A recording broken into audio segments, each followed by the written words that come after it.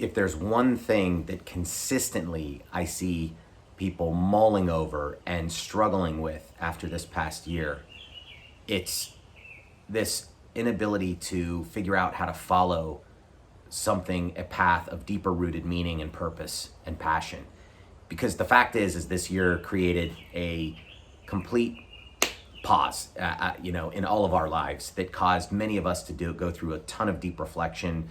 We could not just keep operating on this treadmill where we just kept ourselves busy and ran away from all the emotions that we're typically, kind of just sweeping under the rug as we're getting through the trials and tribulations of our work and our career and our life and our relationships, et cetera. And we had to face it day in and day out. And life slowed down and got quiet. As the world got quiet, the brain chatter got louder. You were stopped. You were forced to be in environments, no matter who you were, most likely. You had some pockets of time, depending on where you were at, career-wise, or where you're at in the world, that you were forced to face the reality of where you've been, where you are right now, and where you're going. Because when time stops, you think about those three lenses and those three windows.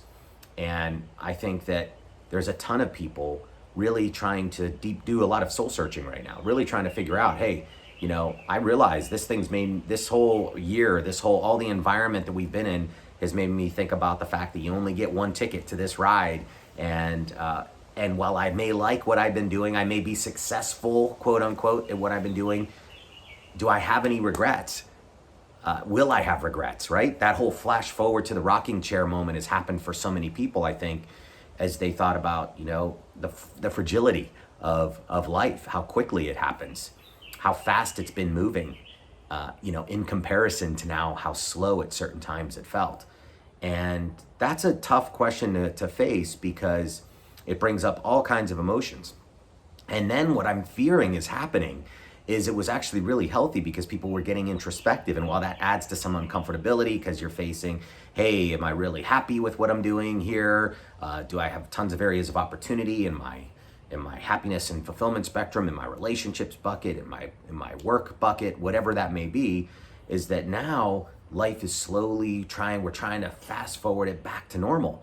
And I think there's a window of opportunity here that's going to be one of the most regrettable windows of many, many people's lives 10 to 20 years from now, in the sense that so often in the past, at least in my lifetime up to this point, and I know in many people's lifetime, this kind of an environment for this long of a year has never happened, that forced people to hit the pause button, that forced this level of deep reflection and prioritization kind of thought process.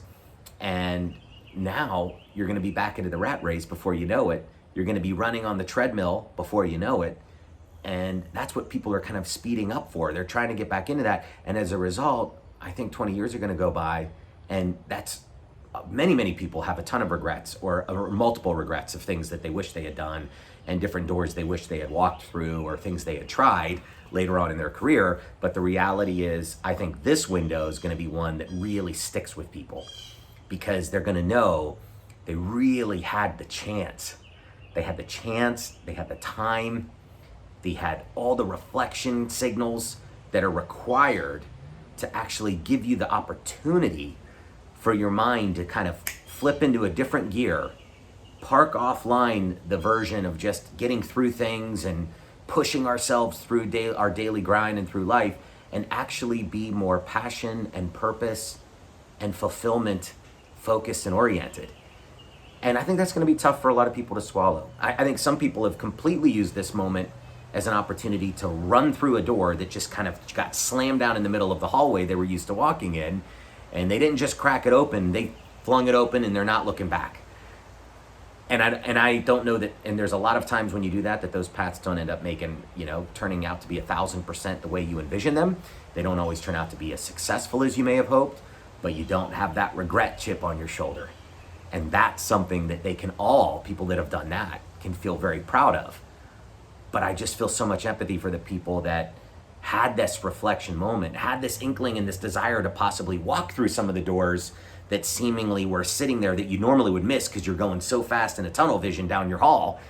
And if you just cracked it open and you didn't actually take a step out and you didn't actually take the leap of faith and try it and do something new, I think they're going to miss that, and that's unfortunate because, let's hope we don't ever have to have this type of a pause because of the macro circumstances that's happened in this past year. It most likely will not happen, and life will continue to get faster and faster and faster as technology makes it become that way, right? Partly because we want it to, partly because it's out of our control at this point, and that's going to be, something people are going to have to live with for a long time. And so now the thing is that what I hope a lot of people realize, and when I'm talking to people, is it's not too late. I mean, the door that may have just kind of popped into our hallway is still slightly cracked. You can still run through that door before we've gotten back into the new normal.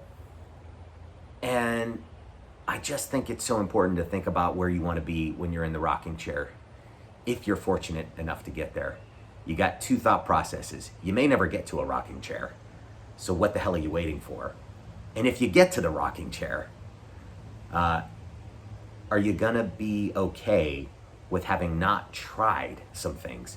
Fear is so debilitating, and unfortunately what makes it so difficult for us is we have all of these automatic habits that when we're experiencing stress and adversity and challenges, which in many respects has never been harder or more prevalent in the past year from many different new levels, is that we're going to automatically go back to those ways, automatically keep being run by those habits and those thought processes and those personality patterns that absolutely inhibit and get in the way of our ability to create the vision and the certainty and the purpose that then leads to the action plan and the path to try things that deep down we know we're truly capable, and deep down, more importantly, we know we really want to do if we're thinking about fulfillment and self-actualization and happiness and purpose as much as we're thinking about accolades and money and security and achievement.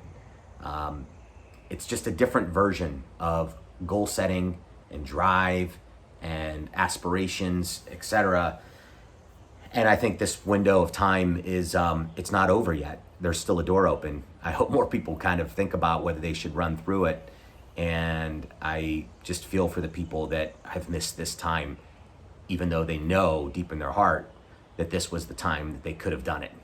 And that they could have kind of taken that change because the world stopped and gave them the opportunity to think about it.